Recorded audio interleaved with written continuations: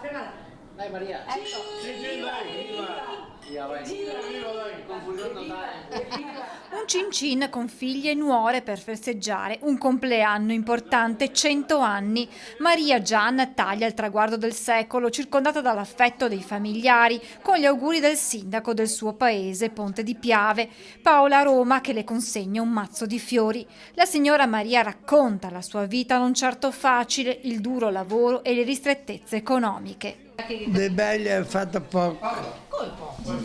Poco perché manca i ski.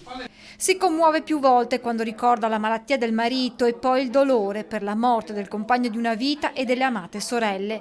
Poi gli occhi tornano a riempirsi di lacrime quando invece parla dell'amore dei suoi figli.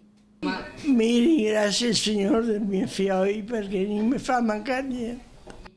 Da Ponte di Piave a Levada, dove c'è un altro compleanno da festeggiare, quello di Lucia Augusta Forner, che di candeline ne spegne ben 105. Anche per lei un colorato mazzo di fiori e gli auguri della prima cittadina. Poi via ai ricordi, il lavoro, la passione per il ricamo e orgogliosa mostra la tovaglia realizzata da lei a 90 anni. Il giorno più bello, quello della prima comunione, ci racconta perché la preghiera ha un ruolo importante nella sua vita. Accanto a lei i figli, gli 8 nipoti e altrettanti pronipoti. Quando poi le si chiede il segreto per arrivare a 105 anni... Il segreto? Sì. Ma io non posso esprimerlo proprio a fondo. Vi dico, pregate, pregate, pregate, che non sbagliate mai.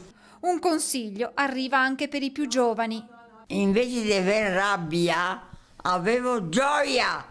E la gioia porta avanti. Per la signora Lucia la chiave di tanta longevità è vivere ridendo, pregando, scherzando e cantando. Ai tuoi piedi e alla grazia a tua divina.